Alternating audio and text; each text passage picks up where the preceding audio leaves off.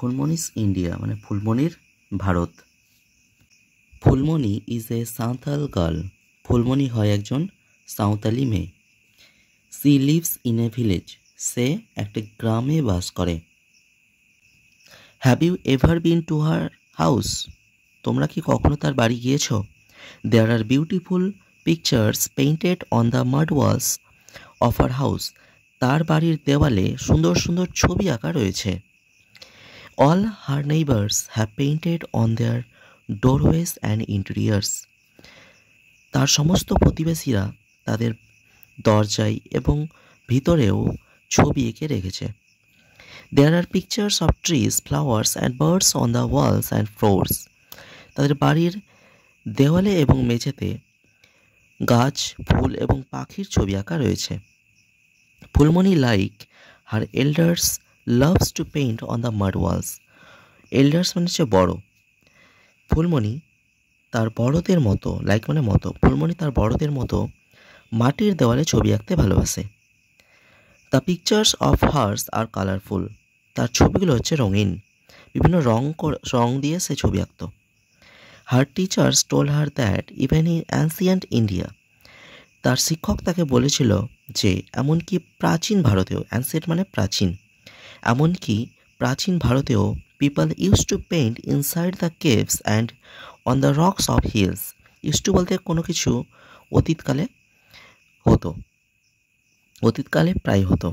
তাহলে people use to paint inside the caves and on the rocks of hills. তাহলে প্রাচীন ভারতে কী হতো? মানুষেরা পাথরেও গুহায় এবং পাহাড়ের পাথরে, গুহার ভিতরে এবং পাহাড়ের পাথরে ছবি আঁকত। The rock paintings of Bhimbetka are more than 20,000 years old. ভীমবেটকার পাথরের চিত্রগুলো হচ্ছে 20,000 বছরেরও বেশি পুরনো। They are red, white, green or yellow in colour. ভীমবেটকার ছবিগুলো কীরকম? লাল, সাদা, সবুজ অথবা হলুদ রঙের। Phulmoni has never been to Bhimbetka to see the rock paintings of ancient men. Phulmoni কখনো ভীমবেটকায় যায়নি প্রাচীন মানুষদের পাথরের চিত্রগুলো দেখতে। But she has heard stories about the famous rock paintings from her teacher. কিন্তু সে তার শিক্ষকের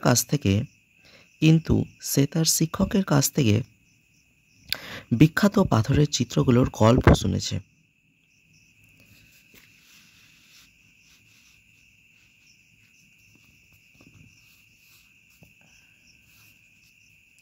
One day her teacher showed her a picture. একদিন তার শিক্ষক তাকে একটা ছবি দেখিয়েছিল। She came to know, সে জানতে পারে, that যে it was the picture of a very famous cave painting of our country. এই ছবিটি হয় আমাদের দেশের এক বিখ্যাত গুহা চিত্র। Do you want to see that painting? তুমি কি সেই চিত্রগুলো দেখতে চাও? Here it is.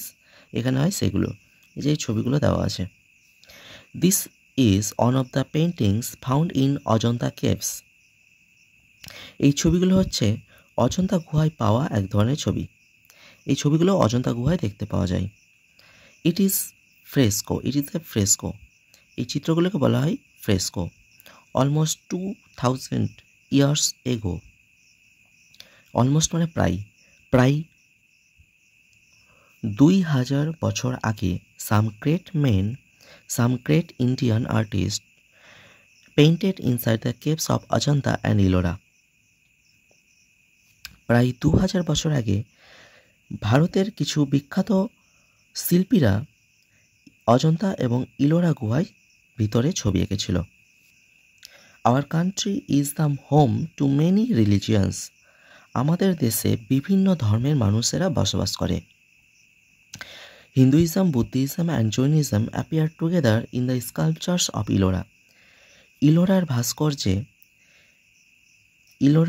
ভাস্কর্যগুলোতে হিন্দুইজম মানে হিন্দু ধর্ম, বৌদ্ধ ধর্ম এবং জৈন ধর্ম একসাথে দেখতে পাওয়া যায়।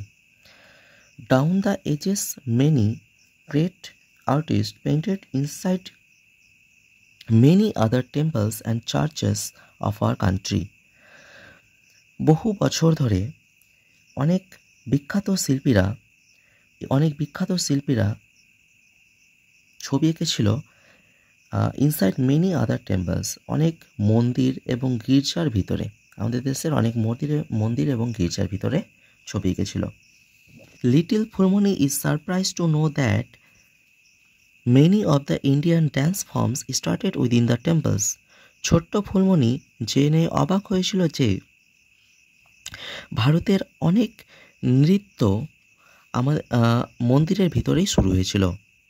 Phulmoni is a natural dancer. Phulmoni হয় একজন স্বাভাবিক ড্যান্সার, যে কিনা ছোট থেকে নৃত্য করে আসে।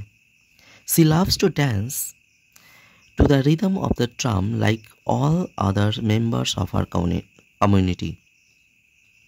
ফুলমণি তার সম্প্রদায়ের সদস্যদের মতোই ড্রামে তালে তালে নাচতে ভালোবাসে।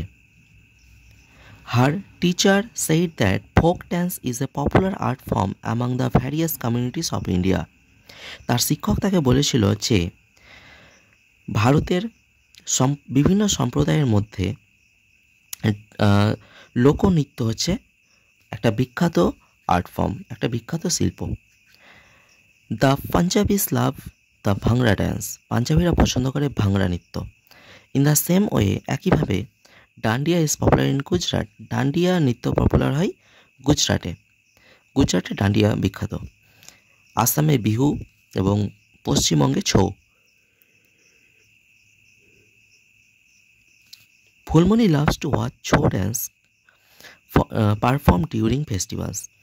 ফুলমণি উৎসবের সময় ছৌ নৃত্য দেখতে পছন্দ করত বা ভালোবাসত।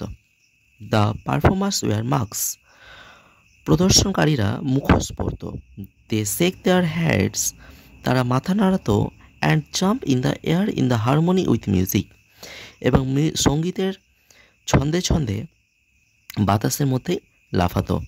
Phulmoni always cries out in joy at the end of Chhau dance performance.